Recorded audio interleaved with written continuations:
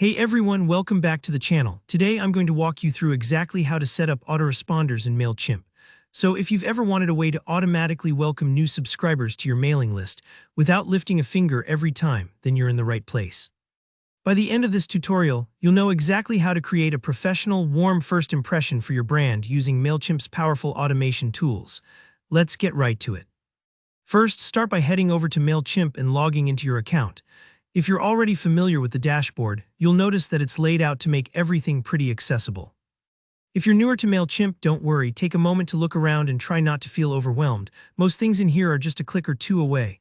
Once you're in, look toward the top navigation or side menu for the option called Automation. This is Mailchimp's hub for everything related to automated emails. Go ahead and click on it. Automation in Mailchimp is really the nerve center of your email marketing strategy. This is where you can set up emails to go out automatically based on triggers, such as when someone joins your list, makes a purchase, or takes some other action. Today, we're focusing on welcoming new contacts, which is one of the most common and powerful automations out there. A good welcome email doesn't just greet your subscriber, it sets the tone for your relationship and introduces them to your brand. Now, under the Automation tab, search for or find the option that says Welcome New Contacts. Click on this. What you're doing here is essentially telling Mailchimp, hey, whenever someone joins my mailing list, I want to greet them automatically. Just like a host at a party who greets guests at the door, this step ensures that every subscriber feels valued right from the start. At this point, Mailchimp will prompt you to design your welcome email. This is your moment to shine. Craft a friendly, genuine introductory message. Start by thanking your new subscriber for signing up, and maybe give them a quick overview of what kind of content or value they can expect from your emails. For example, if you're running a newsletter about gardening tips, let them know they'll be getting weekly advice, seasonal updates, and maybe even the occasional special offer. The key is to make it personal and authentic. Think about what you'd like to hear if you were the one signing up.